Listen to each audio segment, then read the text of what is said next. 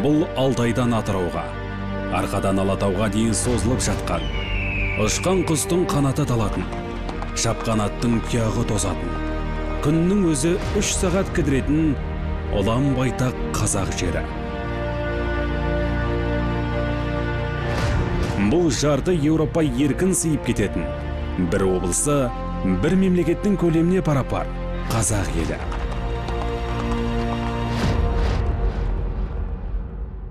Тарихқа зер салсаңыз, шекара дауы қай кезде де ұрыс керіске, тіпті соғысқа дейін ұласып отырған. Содан болар әлемде саяси карталар қанмен боялады деген түсінік қалыптасқан. Бірақ тәуелсіздіктің елең-алаң шағынан шекарасын шегендеуге кіріскен Қазақстан бұл түсінікті жоққа шығарғандай. Посткеңестік мемлекеттердің ішінде шекара шебін 100% бейбіт түрде бекітіп алған жалғыз мемлекет болып отыр. Бірақ жер көлемі бойынша әлемде 9-шы орында алатын, әрі екі алпауыт державаның ортасында тұрған Қазақстан үшін бұл оңай процесс болған жоқ әрине. Құрлықта шектесетін 5 мемлекетпен 13 жыл бойы келіссөздер жүргізуге тура келді.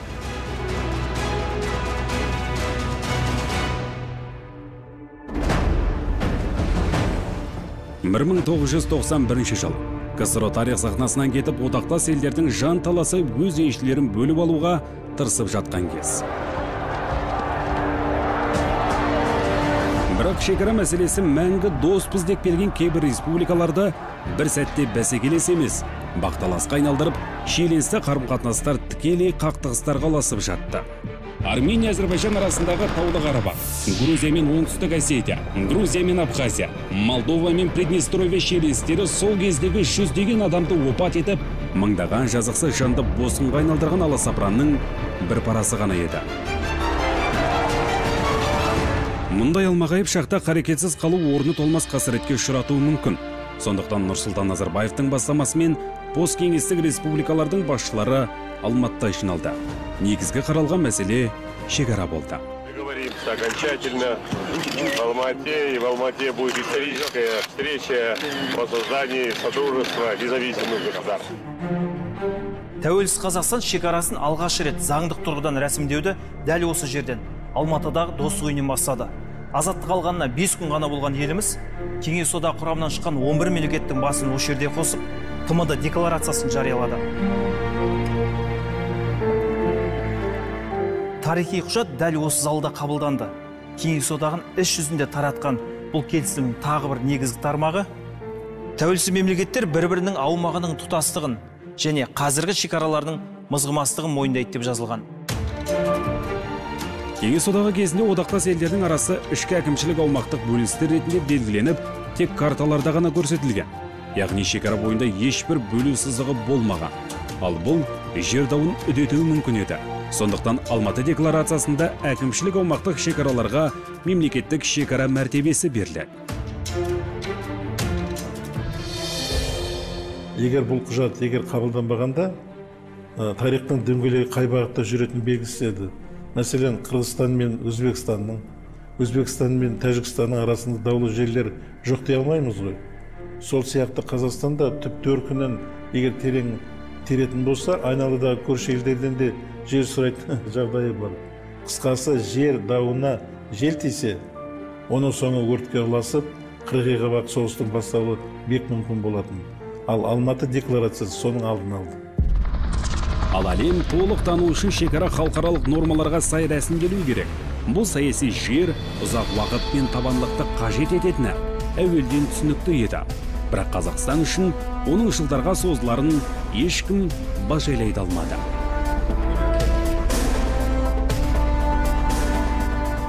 Тәуелсіздік аларда Қазақстанға қауіп келтірген 20 фактор айтылады. Мысалы, ядро полигон бізде тұрғаны, заңнаманың ескіргені, ауыл шаруашылығының күйрегені, басқарудың тиімсіздігі деген сияқты 20 фактор. Солардың ішінде нөмір бірінші сын қатер вызов деп көрсетілгені, бекітілген, халықаралық деңгейде мойындалған шекаралардың жоқтығы деген.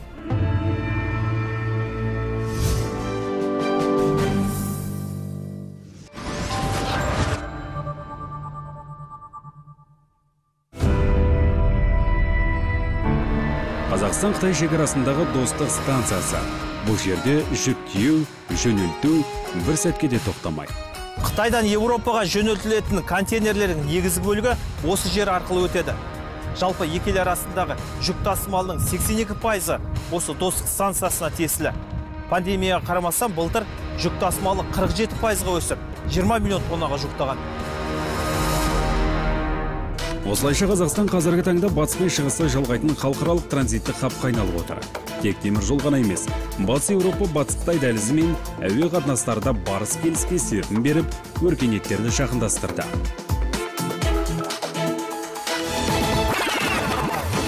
Ал бұрынғы жағдай мүлдем басқа еді.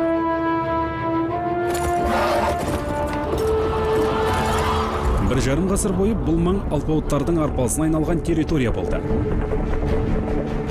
Әуелі Цин империясы мен патшалық Ресей, сосын Қытай мен КСРО тартысқа түсті.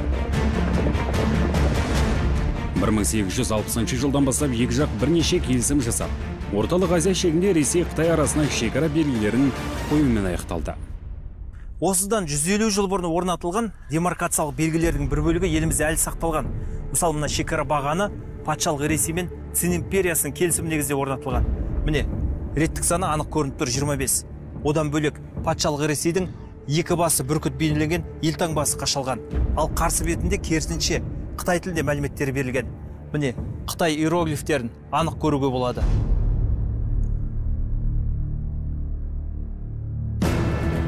Бірақ түрлі себептермен екі жақты келісімдер толық орындалмай қалады. Тіпті кейбір тұсында Кеңес одағы тарапынан шекара сызығы бір жақты өзгертіледі. Сондықтан Пекин бұрынғы келісімдер негізінде 1964 жылы Кеңес одағынан 34 мың шаршы шақырым жерді даулап, қайтарып беруді талап етеді. Яғни қиыр шығыстан бастап Тәжікстанға дейінгі шекара бойындағы аумақтарға таласы барын ашық білдіреді. Шекара дауы 1969 жылы әбден шегіне жетеді.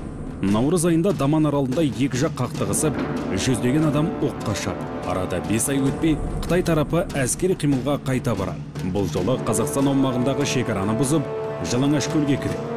Вы нарушили границу Советского Союза. Требуем покинуть нашу территорию. Елуге жетер-жетпес Кеңес сарбазы өзінен сан жағынан 4 есе көп шекара бұзушыға тойтарыс берді. Бір сағаттан аса созылған қақтығыс кезінде Қытай 19 адамнан айырылып, шегінуге мәжбүр болады.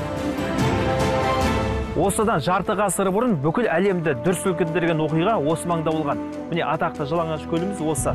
Ал екі алпауыттың арасындағы қақтығыс мына Тарбағатай етегінде болған.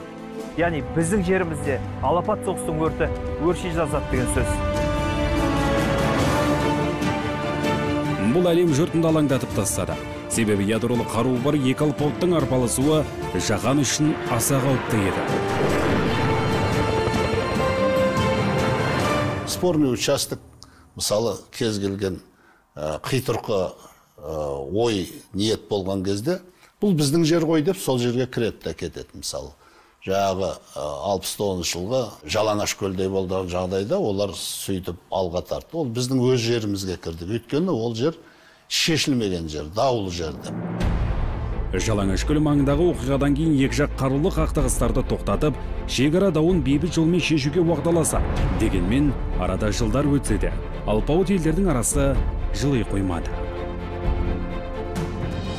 1976 жыл, яғни Жалаңашкөл оқиғасынан кейін 7 жылдан кейін салынған бекініс.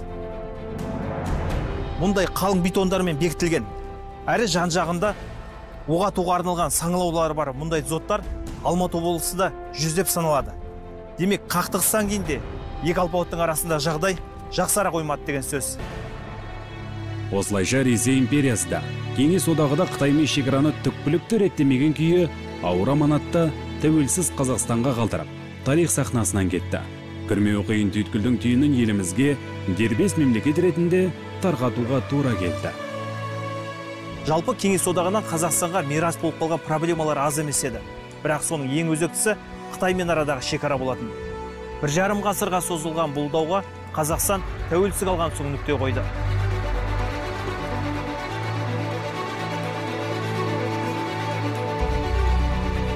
Қазақстан азаттығын алғанына 1 жыл болмай жатып, шекара бойынша Қытаймен келіссөздерді бастап кетеді. Бұл қиын процесс екен қазақ билігі жақсы түсінді. Себебі 19 ғасырдан бері жалғасып келе жатқан жер дауын шешу оңай болмасы анық еді. Оның үстіне көптеген шетелдік сарапшылар жарты әлемді билеп төстеп тұрған супердержава Кеңес одағына қару кезені тайталасудан тайсалмаған Қытаймен келісімге келу мүмкін емес деп топшылағанды. 1992 жылы Қытаймен арадағы шекара мәселелер бойынша делегация жасақталады. Оған сол кездегі сыртқы істер министрінің орынбасары болған Қасым-Жомарт Тоқаев басшылық етеді. Екі жақ ғасырлар бойы жалғасып келген Ресей-Қытай шекара тартысына түспей, ұлттық мемлекеттік мүдделерін ескере отырып, келіссөздер жүргізуге келіседі. Бізге нақты кәдімгі құжат керек. Біз соларды алға тарттық. Сол кезде олар бізде бар ғой шекаралық келісімдер деп 19 ғасырдағы келісімдерді айтады. Ал енді 19 ғасырлардың келісіміне үңілсеңіз, 19 ғасырдағы келісімдердің бәрі қазақ жерімен жүргізілген, бірақ Ресей мен Қытайдың арасында болған. Ол жерге қазақ қатынасқан жоқ. Қазақстан жер мәселесін тек жеке дара ғана емес, бірлесіп шешу ісін қолға алады. Қытаймен келіссөздер жүргізу үшін 4 пост кеңестіге Қазақстан, Ресей, Қырғызстан және Тәжікстан үкіметтерінің бірлескен делегациясы құрылды. Бұл бұрын соңды тәжірибеде болмаған тәсіл еді. Бұның басты себебі делимитация жүргізетін тарихи құжаттар негізінен Ресейде болды. Біз осы процеске қосылған кезде ретін таппай тұрған барлық сұрақты бірлесіп талқылай бастадық. Ол уақытта шекараны белгілеу үшін әр тарап өзінде болған карталарды қолданды. Сондықтан Мәскеуде карталардың арнайы тиражы шығарылды. Ол картада Кеңес Қытай шекарасы көрсетілмеді. Біз шарт дайындау үшін осы карталарды пайдаландық.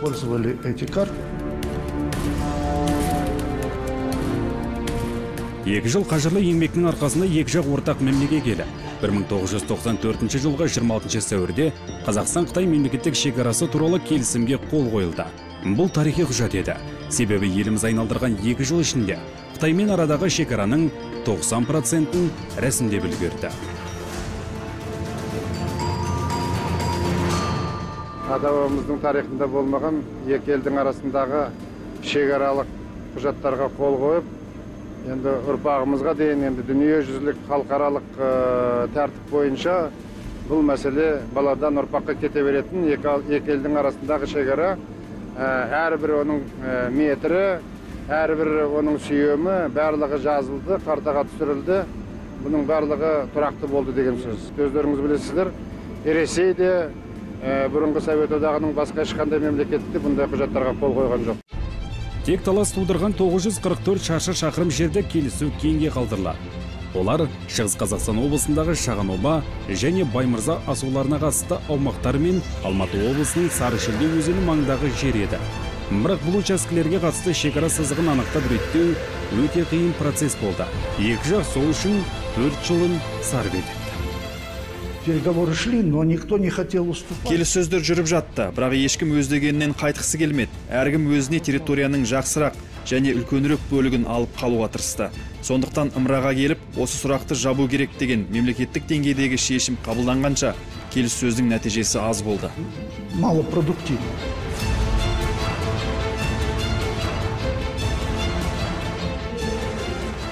Мәселе мемлекеттер басшыларына дейін жетіп, олар кезекті бір кездесуінде ашық талқылайды. Бұл түйткілді шешуге елбасының Сен Цзиньминмен жеке қарым-қатынасы да көмектесті деуге болады.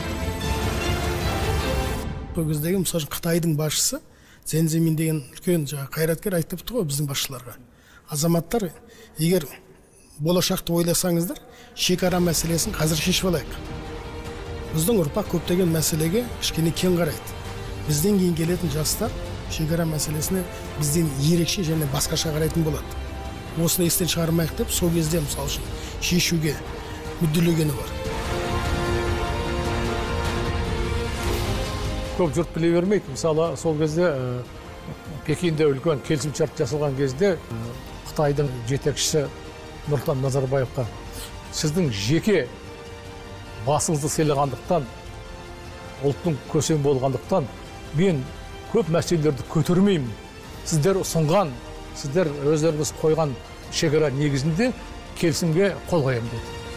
Сонымен 944 шаршы шақырым екі учаскінің 537 шаршы шақырымы, яғни 57% Қазақстанға, ал 407 шаршы шақырымы немесе 43% Қытайға бөлінді. Нәтижесінде еліміздің шегінде 2 шекаралық застава мен бүкіл орман алқабы және жайылымдардың көбі сақталып қалды. Ал бұдан бұрын қазақстандық мамандар талас тудырған жерлердің асты үстін толық тексереді. Ешбір қазба байлығы табылмаған соң ғана бөліске салу туралы ұсыныс жасалады. Договорились? Мәмілеге келдік, құжатқа қол қойдық. Балқашқа, Алматыға дейінгі жерлер туралы кітаптарда жазылып, саясаткерлер көтеріп жүргенін білеміз. Сәнземин бұл туралы білді және ол үшін бұл ыңғайсыз сұрақ екенін айтатын. Что это для него не очень удобный вопрос. Қытай басшысы сезгенде өзіне ыңғайсыз сұрақ қоюшылар табылады. Билік Қазақстанға есе жіберіп алды деп айыптаушылар шығады. Әсіресе отставкадағы генералдар наразылық білдіреді. Бейжіңнің ұстанымына қайран қалған олар Қытай өзінен әлде қайда әлсіз мемлекетке жол беріп алды деп сынаған.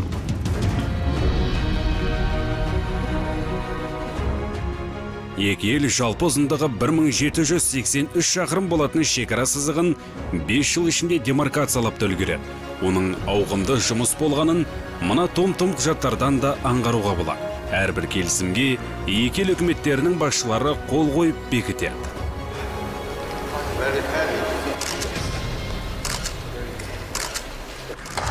Осы шекара бойынша соңғы нүкте қойдық деп айтуға болады. Енді болашақта қазір күмәнсіз айтуға болады, ешқандай шекара жер дау болмайды. Неге десеңіз, шекараның құқық негізі бар.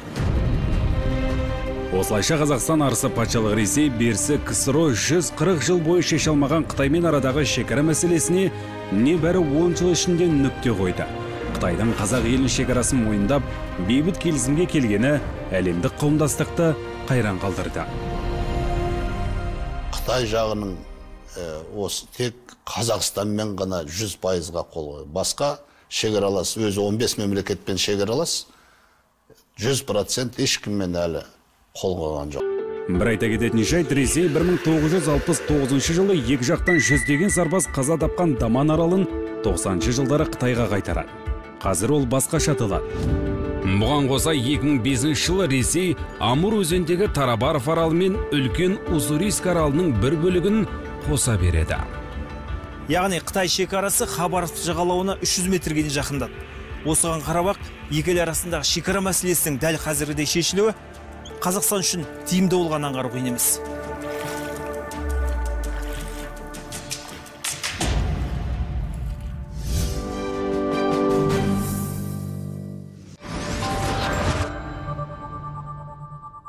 Қытаймен арадағы шекараны реттеуге 1860 жылдардан басталатын бірнеше келісім негіз болса, ауыл аралас, қойы қоралас қырғыз ағайындарымен мұндай әрден тартатын құжаттар болмай шықты. Тек бүкіл одақтық атқару комитетінің 1930 жылғы екі ел арасындағы шекара туралы қаулысы мен кезекші карталар ғана табылды. Оның өзі ескірген, кейбір тұсы бір-біріне қарама-қайшы материалдар екені анықталды. Сондықтан шекараның дұрыс әрі қайта сипаттап шығу үшін делегация мүшелеріне біраз зерттеуге тура келді. Тараптар бірден қазақ-қырғыз байланысының тарихына тереңдемеуге келіседі. Себебі ру тайпалар арасындағы ғасырларға ұласқан жер дауының түпсіз тұңғиығына түсіп, тығырыққа тірелер еді. Сондықтан тек Кеңес одағы тұсынан басталатын құжаттарды негізге алады. Қырғызстанмен де шекарамыз ұзақ, 1000 шақырымнан асады. Бірақ оның жартысынан көбі биік таулы жоталарымен өтеді. Мына жақта Іле Алатауы, ары қарай Жамбыл облысындағы Қырғыз жотасы бар. Ол жақта сұрақ туындаған жоқ, бірақ жазық жерлерде әрине проблемалар шықты.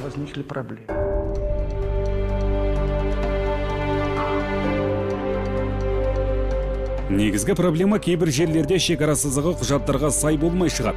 Тіпті бір-біріне қарама-қайшы тұстар анықталады. Бұдан бөлек кезекші карталардың өзі 60 жылдары бекіген ескерсек, одан бергі жарты ғасырда шекаралық аймақтар адам танымастай өзгерген. Автожолдар төселіп, тұтас ауылдар пайда болған. Ең бастысы, екі жақтан да халық жағалай қоныстанған Талас, Шу секілді өзендердің арналары айтарлықтай өзгерген. Әсіресе Шу өзенмен шекара сызу қиынға соқты. Себебі екі ел арасындағы шекараның алттан бір бөлігі, яғни 200 шақырымы осы өзеннің үстімен өтетін. Рекачу на равнинном участке, который... Шу өзені Ақорда аумағында арнасын қатты өзгерткен. Ондаған жылдар өтті. Өзеннің нақты ағысы 70-ші жылдардағы құжаттарда көрсетілген шекара сызығымен сәйкес келмеді. Река делает.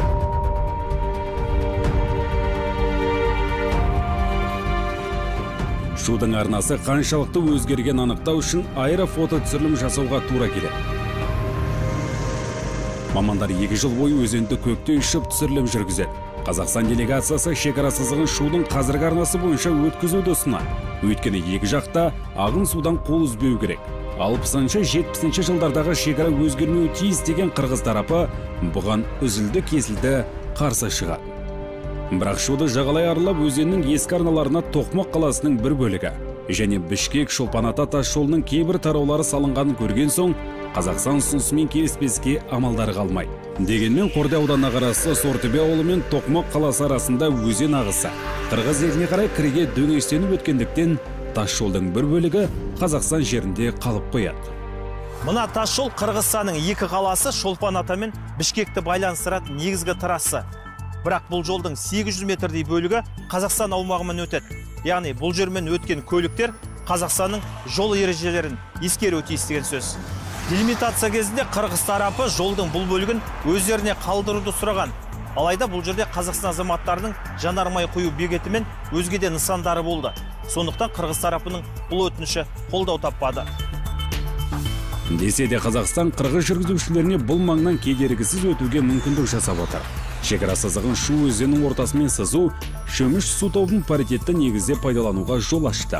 Өйткені торап екі елдің егістік жерлеріне бірдей су таратып отыр. Бұл Қырғызбенен біз баяғыдан осы бірге су алып келе жатқан неміз. Себебі мынау Қордай ауданы біз қызылшамен, жүгерімен өсіруді не қылдық. Суармалы жерде жиі пайдаланып. Шекара бекітуде екі жақ көп жағдайда аумақтармен алмасу тәсілін сәтті пайдаланып отырды. Мәселен, жылдар бойы қырғыз шаруалары пайдаланып келген. Бірақ карта бойынша Қазақстанға тиесілі 60 гектар суармалы егістік Қырғызстанның Қызыл-Адыр атты тас өңдейтін карьеріне айырбасталды. Осылайша 3 жылға созылған делимитация жұмыстары екі ел басшыларының 2001 жылы Астанада жалпы ұзындығы 1200 шақырымнан асатын шекара келісіміне қол қоюмен аяқталды. Первые многосотлетние истории. Екі мемлекет көп жылдық тарихында тұңғыш рет тәуелсіз елдер ретінде мемлекеттік шекараны белгіледі. Бұл шекараларымыздың мызғымастығына қатысты біздің ұрпағымызда ешқандай күмән қалмас үшін және келешекте осы шекаралық даулар тумас үшін аса қажет. Никаких проблем для будущих поколений.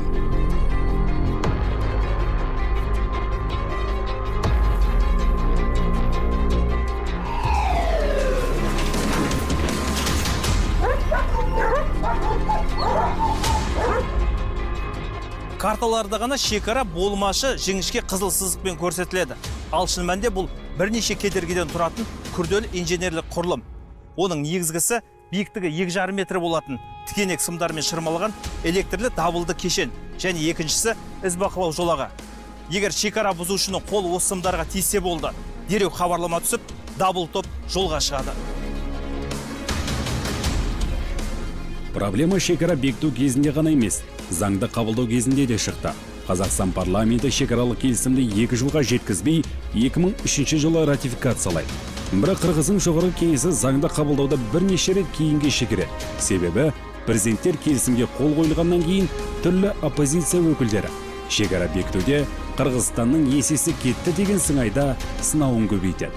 Какие бы ни были теплые, хорошие отношения.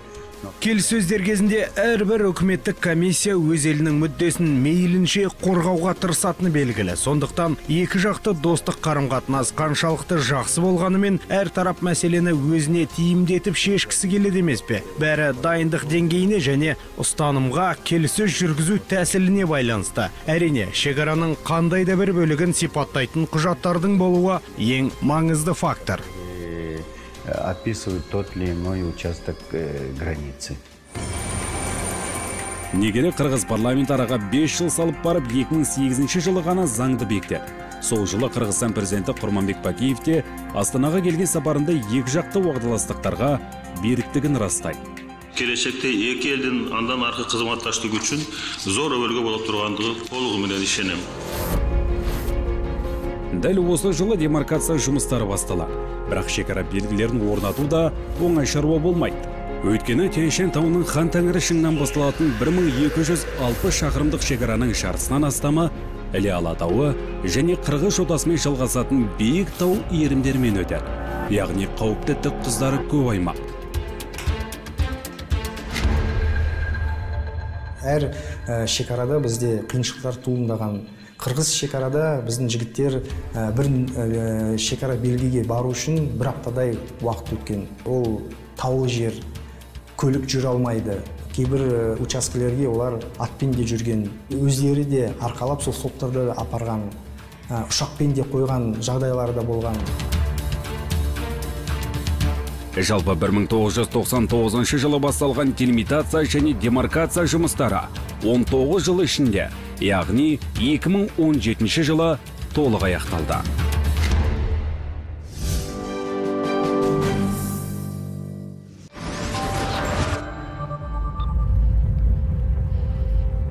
Спутник арқылы жұмыс істейтін арнайы құрылғы шекара белгісінің нақты координатын көрсетті. Жігіттер осы жерге қазасындар. Енді сарбазар ережеге сай жерді 1 метрдей тереңдетіп қазу керек. Шекара белгілерін бір жақты орнату не жылжыту мүмкін емес. Екінші тараптың болуы міндет. Бұл жолы Өзбекстан өкілі қадағалап тұрды. Негізгі жұмыстардың барлығы бұл шекарада бойынша бітіп аяқталып қойған. Соңғы уақытта жүріп жатқан жұмыстар тек Сардоба су қоймасында болған дамбының салдарынан болған құлаған шекара бағаналарын қайтадан қалпына келтіру жұмыстары. Одан бөлек Арал теңіздің кебу салдарынан болған жерлерге мемлекеттік шекара белгілерін қою орнату жұмыстары және де кейбір учаскелер бізде анықтау жұмыстары жүріп жатқан, сол жерде ғана болып жатыр. Далалық жерлерде шекара белгілері оптикалық құрылғылармен көруге болатындай 1-2 шақырым шамасында орнатылады. Бірақ Түркістан облысы сияқты халық тығыз қоныстанған өңірлерде бағаналар бір-біріне жақын қойылады. Бұл бірінші кезекте қауіпсіздік үшін қажет.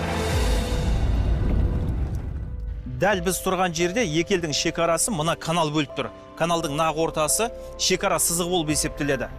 Ереже бойынша осы каналдың екі бетінде көрінетіндей жерге шекара белгілері орнатылу керек. Мына тарапта қазақтың шекара белгісі тұрса, оған қарама-қарсы бетте өзбек тарапының шекара белгісі орнатылған. Жалпы екі ел арасындағы шекараны демаркациялау оңай болмады. Оның бірнеше себебі бар. Бірақ бұған кейінірек ораламыз. Қазір екі жақтан да едәуір пікір талас тудырған делимитация жұмыстарына ойыссақ. Қырғыз Республикасымен салыстырғанда қазақ-өзбек шекарасын бекіту әлде қайда қиынға түсті. Бас себеп екі ел арасындағы шекара Қырғызстанға қарағанда 1000 шақырымға көп болуында емес, бәлкім шекара маңында, тіпті мына шекара сызығында екі жақтан да халықтың тығыз орналасуында еді. Оның үстіне Кеңес одағы тұсында екі елдің арасындағы дүркін-дүркін жер бөлісу процесі де делимитация ісіне әсерін тигізбей қоймады.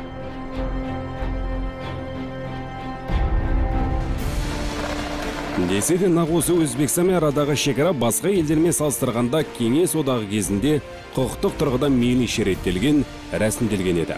Сондықтан мамандар делимитация жұмыстарын жеңіл әрі еш қиындықсыз өткіземіз деп топшылайды.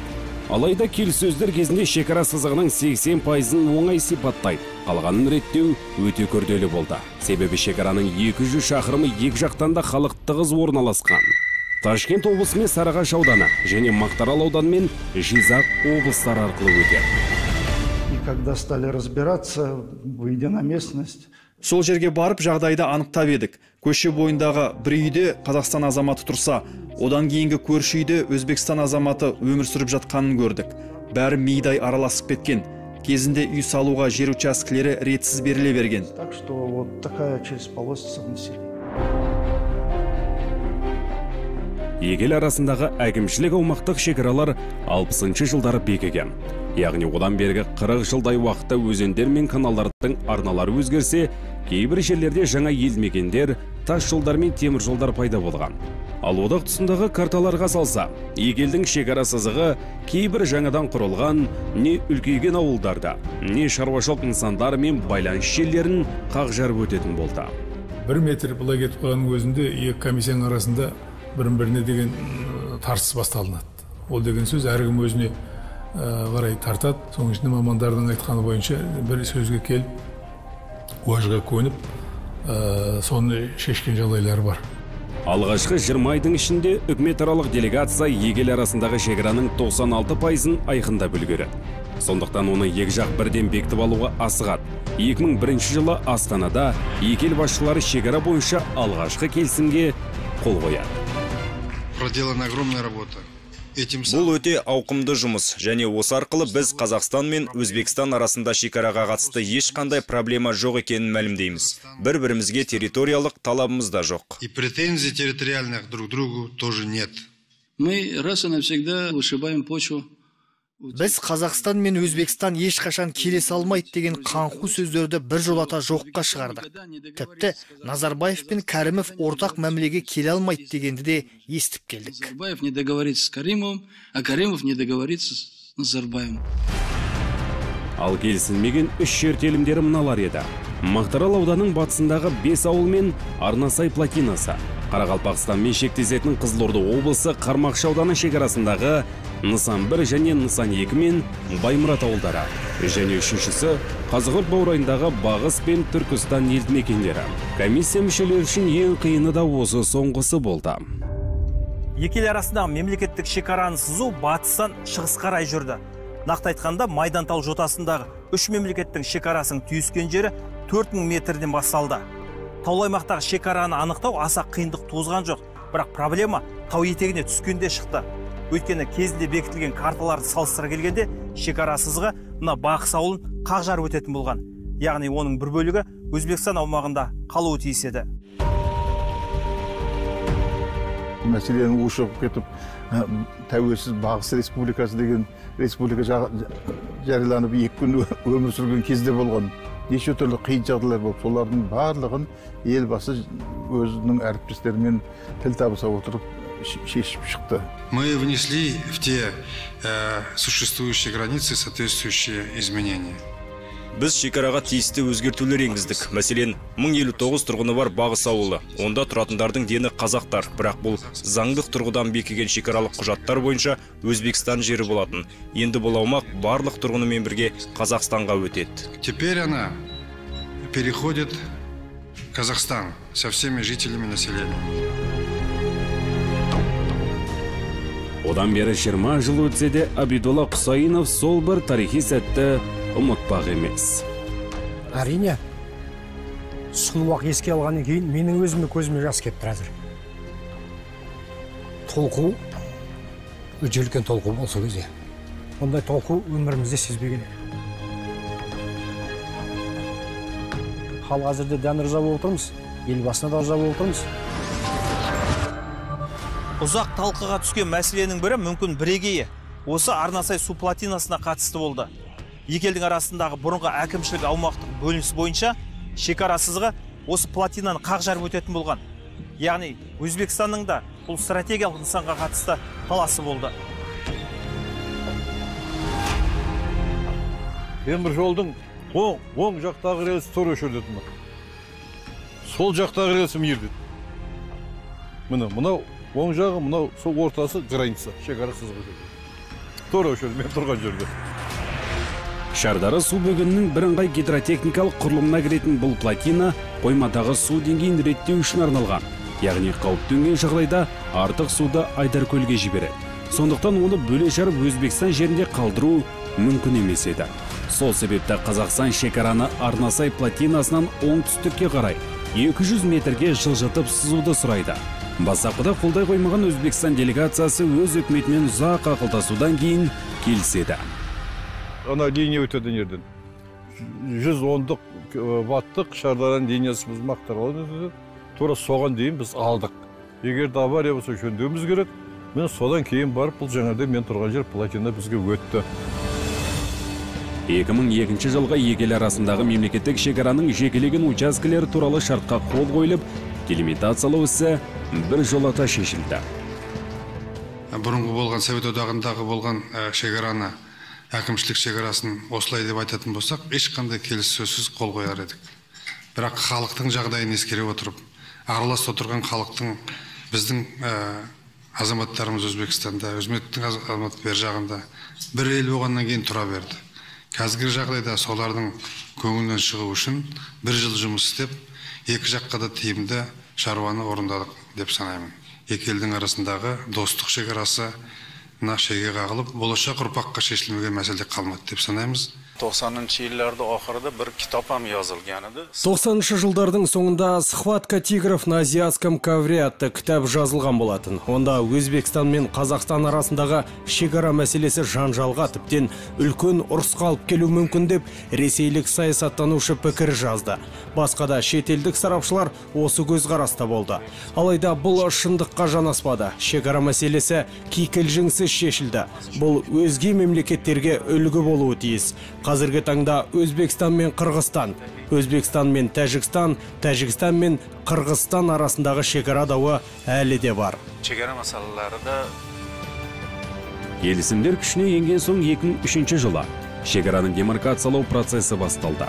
Жалпы әдетте шекара белгілерін орнату аса қиын шаруа емес, бірақ қазақ-өзбек шекарасын шегендеу оңайға соқпады.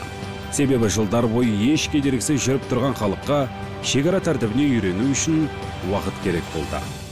Шекара сызығы көшелерімен кейбір жағдайда аулалардың арасымен өтті. Мұндай кезде заңсыз миграцияға, есірткі тасымалына немесе контрабандаға тосқауыл қою мүмкін емес. Сондықтан мемлекеттер мынандай демаркациялық жолақтар жасауға келіседі. Нәтижесінде Өзбекстан жағы шекара белгісінен 50 метрді, Қазақстан болса 30 метрді осы мақсатқа бөледі.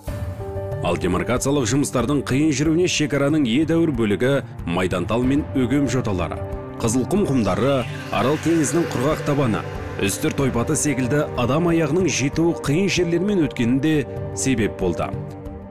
Шекара белгісінде орнату оңай шаруа емес. Себебі мына белгінің салмағы 280 кг. Оны алып келу үшін арнайы техника керек. Одан бөлек ұзындығы 2 метр 64 сантиметр. Ереже бойынша 64 сантиметр қазық ретінде қағылатты, 2 метрі жер бетінде қалады. Қазіргі таңда шекаралық белгілерді орнату негізінде аяқталды. Мемлекеттік шекараны демаркациялаудың қорытынды құжаттарын әзірлеу ісі жүріп жатыр. Осылайша екі бауырлас ел арасында 18 жыл бұрын басталған демаркация жұмыстары аяқталуға шақ қалды.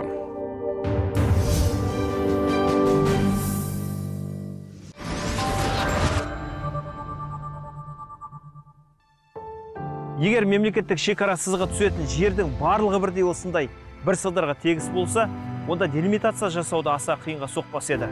Оның үстіне бұл жерде бірде-бір ауыл жоқ. Тас жолда, темір жолда салынбаған. Бұл Қазақстан мен Түркменстан арасындағы мемлекеттік шекара. Жалпы ұзындығы 460 шақырым. Яғни Ресей мен арадағы шекарадан 17 есе қысқа. Бірақ бұл шекараның өзінде рәсімдеу үшін күндерге емес, айларға созылған келіссөздер жүргізуге тура келді. Бастапқыда екі ел арасындағы шекара сызығын анықтау бұрынғы әкімшілік аумақтық шекараны нақтылаумен ғана шектелетін ең тез әрі оңай процесс болатындай көрінді. Алайда жер мәселесіне келгенде ешбір тарап есе жібергісі келмейтін анық. Әрбір сүйем жерді құжаттау қыруар еңбек пен уақытты талап етті. Бір келіссөздің өзі кемі 2 аптаға дейін созылған кездері болды. Оның үстіне делимитация жұмысы басталмай жатып, Түркмен тарапы Қазақстан аумағына бірнеше шақырым ене кіріп, екі шекара бекетін орнатып алады.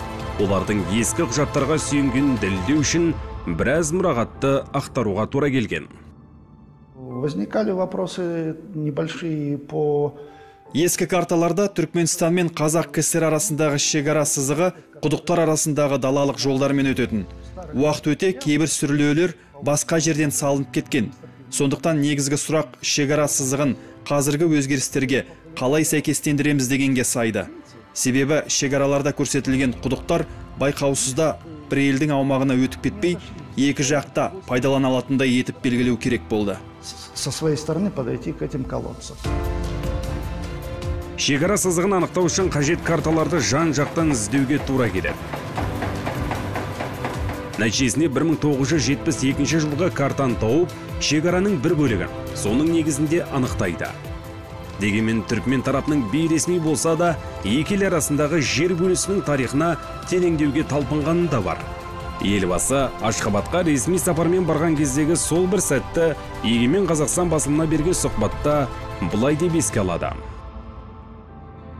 Қабылдау үстінде президент Сапармұрат Ниязовтың Нұрсұлтан Әбішұлы, айып етпесеңіз кезінде ауысқан жерлер мәселесінде қарап қойсақ артық болмас еді деп қалғаны бар. Не айтқысы келіп тұрғаны белгілі. Содан мен сөзін жалғастыруға мүмкіндік бермей, Сапармұрат, ойыңды түсіндім.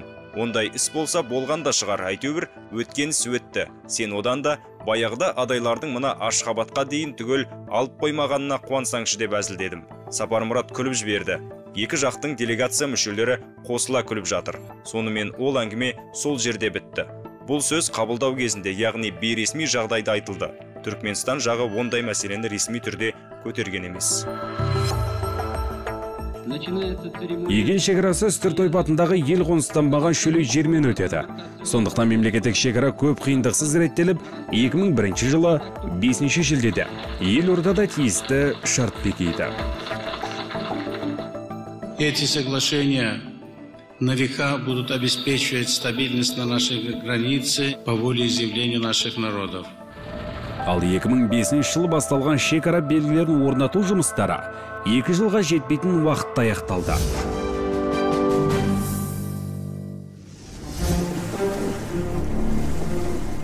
Дәл қазір біз әлемдегі ең ұзын, үздіксіз жалғасып жатқан құрлықтағы шекараның бастапқы нүктесіне келдік.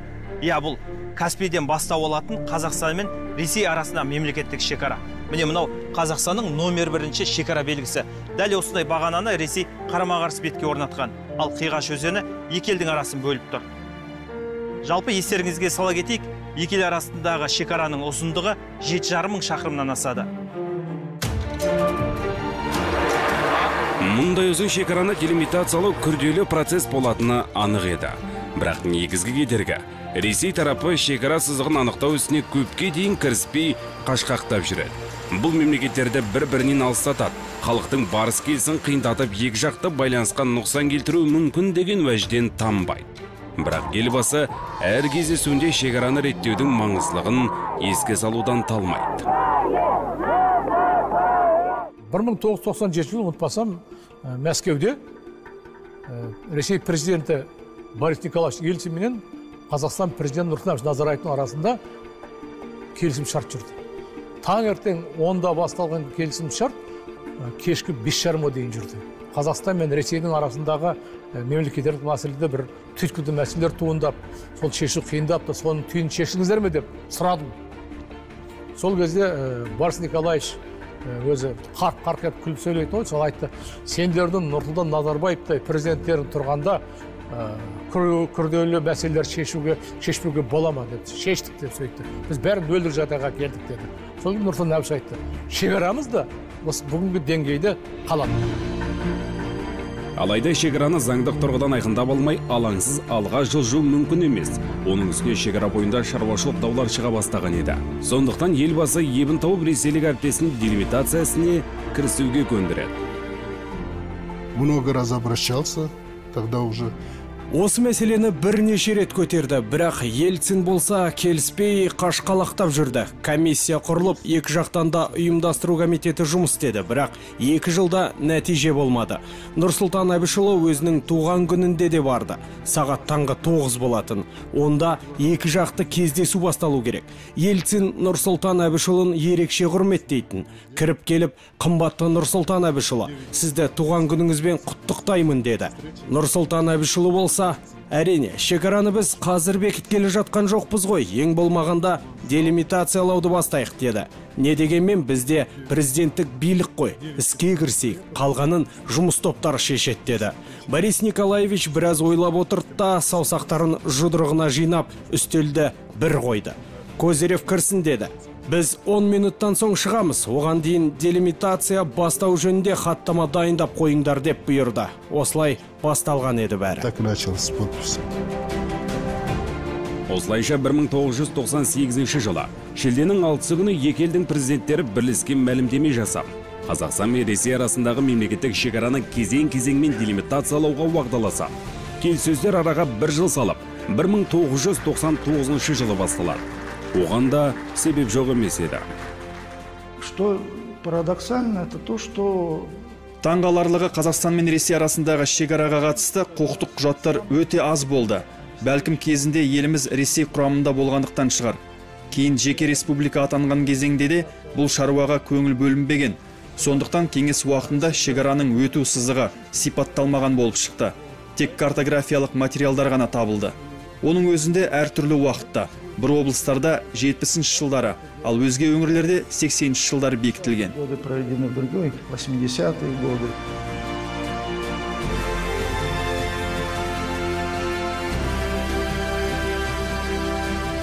Тек көршілес облыстардың өзара келісілген кезекші карталары мен жер орналастыру материалдары бар еді. Оның өзі кейде бір-біріне кереғар болып шығады. Соның салдарынан бір территорияның қағаз жүзінде екі республикаларға қатар қарап келген анықталады. Сондықтан келіссөзге екі жақтан да тек дипломаттар ғана емес, өңірлерден де мамандарды көптеп тартуға тура келген. Ал Қазақстанның 7 облысы Ресей Федерациясының 12 субъектісімен шектесетінін ескерсек, делимитация ісіне бір уақытта жүздеген адамның атсалысқанын аңғаруға болады. Бізде Ресей Федерациясымен арадағы шекараны делимитациялау кезінде осы Алматы декларациясын басшылыққа алып отырдық. Сол құжаттың негізінде шекара белгісін орнаттық, одан ауытқымадық және кері бір қадамда шегінбедік. Бұл құжат болмаған жағдайда шекара сызығын белгілеу тіпті қиындап кетер еді. Шекараны делимитациялау батыстан шығысқа, яғни Каспий теңізінен басталып, Еділ өзені жағалай Сарыарқа мен Сібір жазығын көктей өтіп, Қазақстан, Қытай, Ресей шекараларының түйіскен нүктесі Алтай тауының ең биік жоталарына жете аяқталады. Шекара сызығын белгілеудің қиындығы көптеген елді мекендер мен шаруашылық нысандар шекара сызығында тұрды. Тоже возникали моменты, когда... Мынадайда жағдайлар болды. Бір ел шаруашылық мақсатта жылдар бойы пайдаланып келген кейбір жерлер екінші жақтың территориясында орналасқаны анықталды. Сондықтан мұндай кездерде ортақ шешім тауып, мәмілеге келуге тура келді. Приходилось идти на компромисс.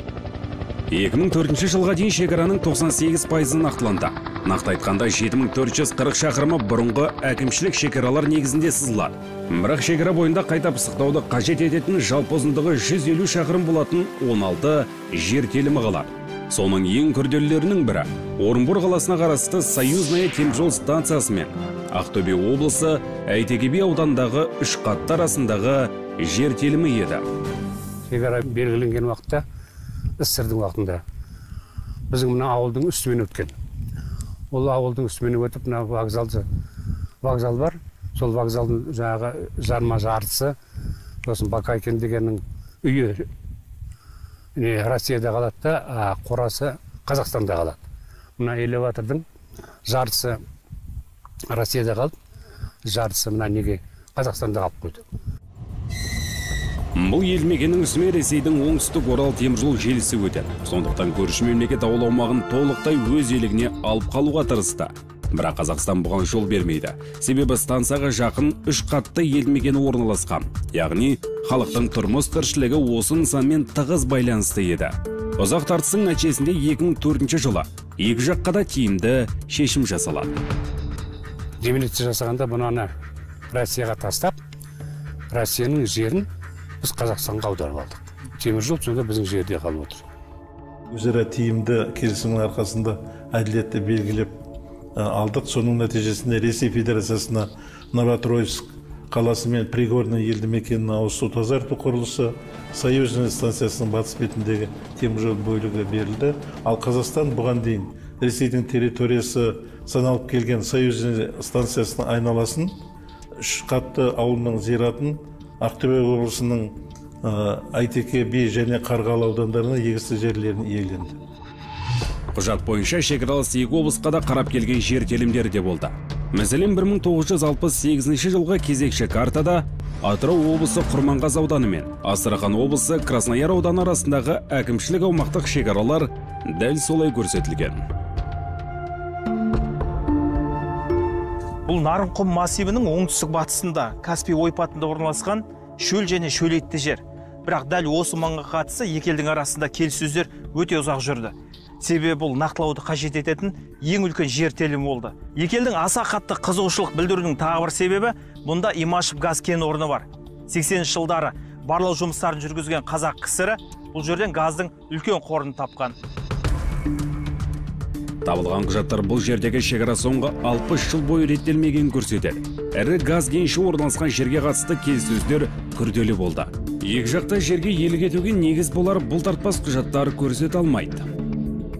Қазба байлыққа бай кен орнын қос мемлекеттегі өз иеліктерінде қалдыруды әрине ойлады. Ұзақ жүргізілген келіссөздер мен тынымсыз жұмыстың арқасында Имаш кен орны Қазақстан мен Ресейге теңдей бөлініп, ал оны екі мемлекет бірлесіп игеру туралы келісімге келдік. Екі ел үшін Каспий теңізінің түбін делимитациялауда стратегиялық маңызы бар іс еді. Себебі бұл келісімді теңізден қара алтын өндіруге асық инвесторлар мен мұнай компаниялары тағатсыздана күтіп отырған.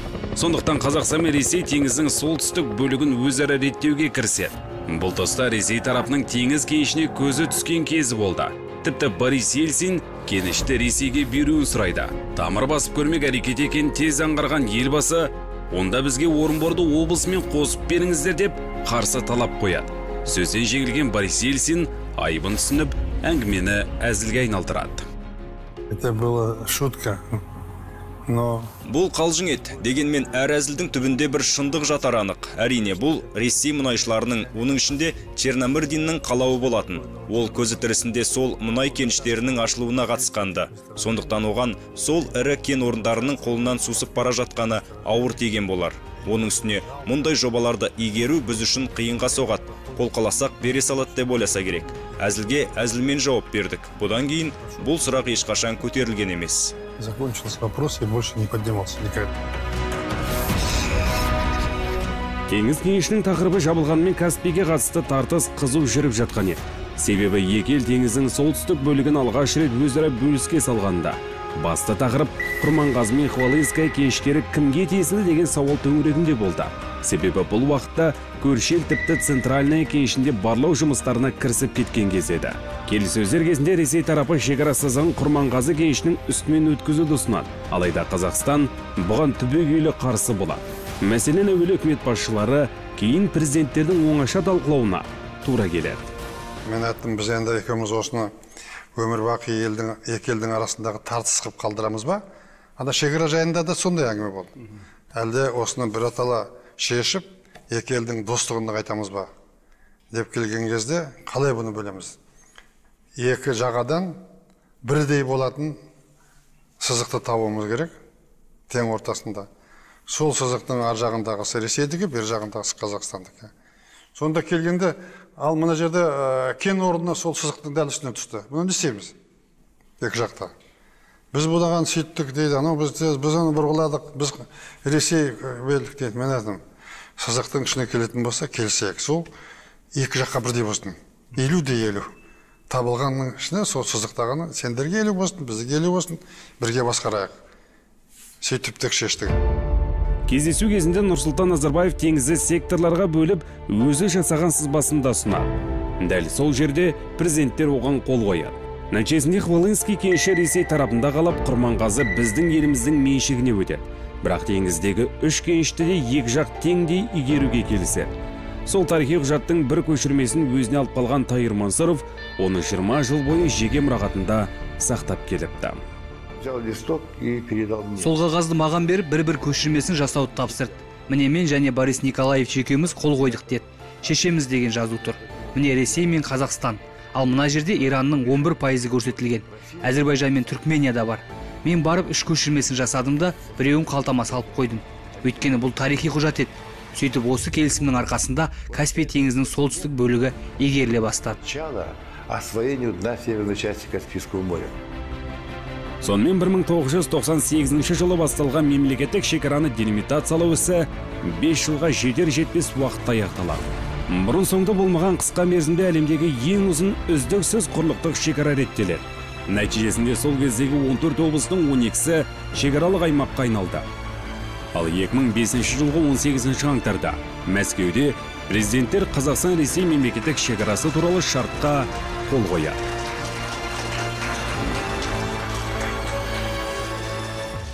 Только что Жаңа ғана Қазақстан мен Ресей арасындағы мемлекеттік шекара туралы келісім шартқа қол қойдық. Екі жақта қарым-қатынас үшін бұл өте маңызды құжат. Келісім шарттың бекеуі шекараны делимитациялау жөніндегі үкіметтік делегацияның 5 жылдық еңбегінің нәтижесі. Казахстанском стратегическом партнерстве. Историческое потому, что впервые мы определяем. Тарихи дейтініміз біз тұңғыш рет шекараны шегендеп жатырмыз. Келісім шартпен әлемдегі ең ұзын құрлықтық шекара сызығы белгіленді. Бірақ бұл шекара сызығы біздің халықты бір-бірінен бөлмейді, керісінше біріктіреді. Бұл өзара достық қарым-қатынастағы көршілердің шекарасы. Әрі бұл құжатты Қазақстан екі ел арасындағы өзара сенім келісім шарты деп біледі. Дружбы, граница добрососедства. Осылайша Қазақстан өзінің аумақтық тұтастығын халықаралық құқықтық норма негіздерінде заңдастыруға қол жеткізді. Бір кездері Ресей империясының боданда, одан кейін КСР құрамында болған Қазақстан үшін бұл аса маңызды еді. Мемлекеттік шекараларын тәуелсіздік алғаннан кейін әлі 30 жыл бойы бекіте алмаған елдер бар, және сол елдерге шын мәнінде нақты қауіп-қатер төніп отыр. Ал біз бір елдердің саясаткерлері әртүрлі жағдаймен әртүрлі әңгімелер айтса да, біз олардан ештеңе шықпайтынын анық білеміз. Өйткені біздің мемлекеттік шекараларымыз бекітіліп, тиісті жолмен біріккен ұлттар ұйымына тапсырылған. Ал жалпы бүгінде Қазақстан үш елмен Қытай, Түркменстан және Қырғызстанмен демаркациялық жұмыстарды толық аяқтаған. Еліміз үшін аса маңызды бұл құжаттар Сыртқы істер министрлігінің мұрағатында сақтаулы тұр. Мына мұрағатта Қазақстанның барлық халықаралық шарттары сақталған. Оның ішінде көрші 5 мемлекетпен арадағы шекараны шегендеуге байланысты келісімдер де бар. Мәселен, мынау Ресеймен арадағы мемлекеттік шекара туралы шарт, яғни делимитациялау құжаттары. Ал мынау мемлекеттік шекараның сызығы толық түсірілген карта. Бұл жерге екінің бірі кіре алмайды. Тек санаулы маманға ғана рұқсат. Өйткені мұнда шекаралық келісім шарттардың түп нұсқалары сақталған. Бұл Қазақстан мен Қытай арасындағы мемлекеттік шекараның бүкіл ұзындығы, яғни 1783 километр бойынша ресімделген құжаттардың көлемі. Ал Ресеймен шекарамыздың ұзындығын алатын болсақ, ол 7548 километр құрайды. Сәйкесінше демаркациялау құжаттары Ресейменен 4 есе көп болады деп айтуға болады. Ал 2009 жылы Қазақстан мен Ресей арасында басталған шекара белгілерін орнату жұмыстары шапшаң қарқынмен жүріп жатыр. Осы кездің өзінде 7000 шақырым жерге 5000-нан астам белгі орнатылған. Қазіргі таңда Шығыс Қазақстан облысының таулы аймақтарында шекара бағындары қойылып жатыр.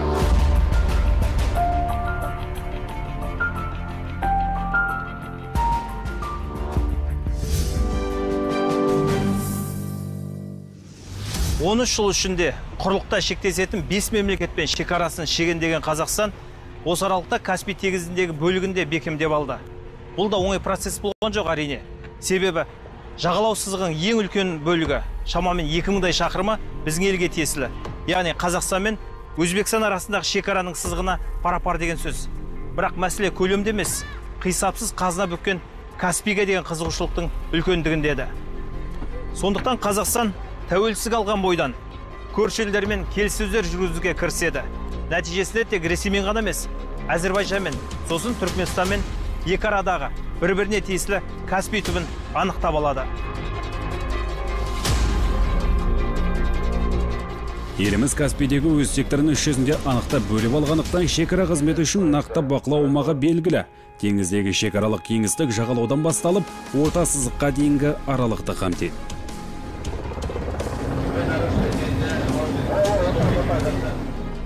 Шекарашылар тек браконьерлермен күресіп қана қоймайды. Теңіздегі ресурстарды барлау мен игеру ережесінің сақталуында қадағалайды. Әрі қашаған секілді алып мұнай кеніштерінің қауіпсіздігін қамтамасыз етеді.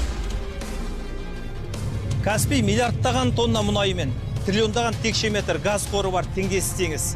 Демек, бұл жерге тараптардың таласы болуы да заңдылық.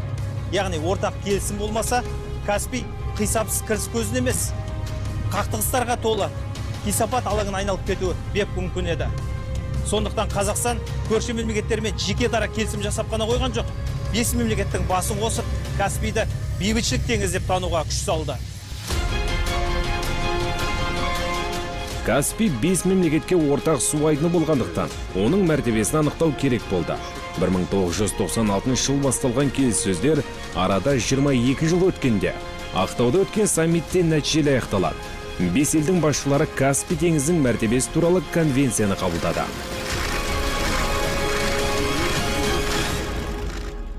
Конвенция является своего рода конституцией Каспийского моря. Конвенцияны Каспий теңізінің конституциясы деп атауға болады. Құжат Каспий маңы елдерінің құқықтары мен міндеттерін толық реттейді, әрі өңірдің өркендеуі мен тұрақтылығының кепілі болмақ.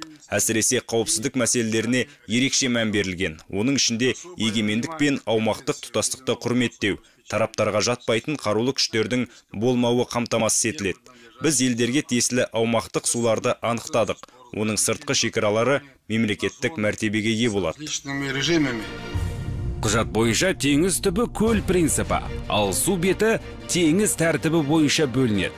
Жағалаудан 15 миль мемлекеттік шекара саналса, одан кейінгі 10 миль балық аулау аймағы болып есептеледі. Каспий конвенциясын қабылдау арқылы еліміз толық периметрін бекемдеді. Осылайша тәуелсіз мемлекеттің жалпы шекара айқындалды. Бүгінгі таңда әлемдегі шекаралардың 4-тен 1-і нақтыланбаған. Сол себепті де сарапшылар еларалық қақтығыстардың 15% шекарадағы даудан шығады деп отыр. Сондықтан еліміз шекараны шегендеу арқылы түрлі қатердің алдын алғаны анық.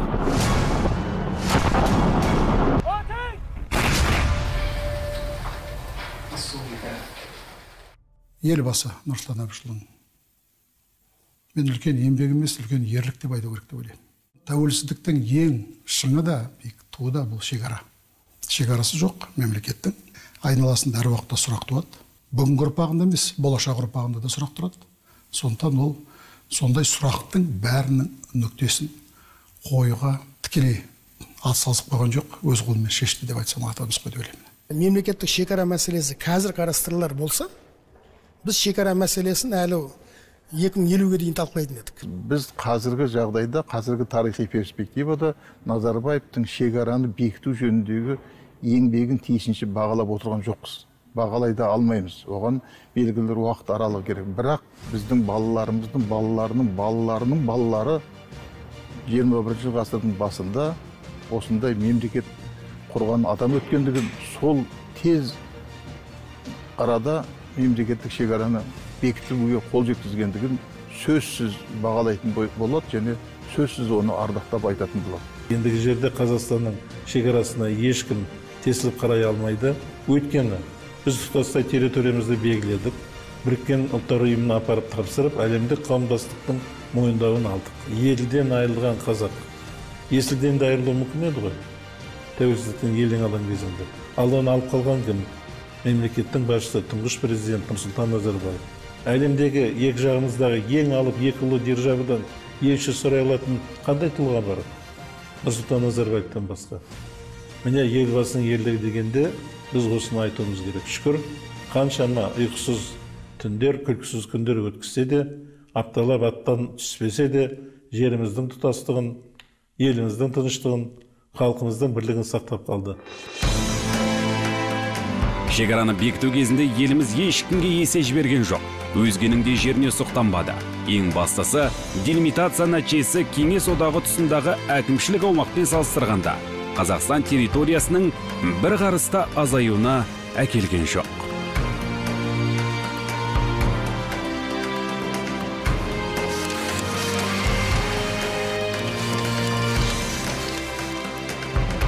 Халықаралық құқықтық негізде рәсімделген Қазақстанның төл картасы қазір әрбір білім ордасында тұр. Дәл осы құжатпен азат елдің жаңа буыны өсті. Келешекте де бұл мың сан ұрпақтың темірқазығы болмақ. Себебі шекара мәңгіге шегенделді. Оны қайта қарауға, не өзгертуге ешкімнің де хақы жоқ.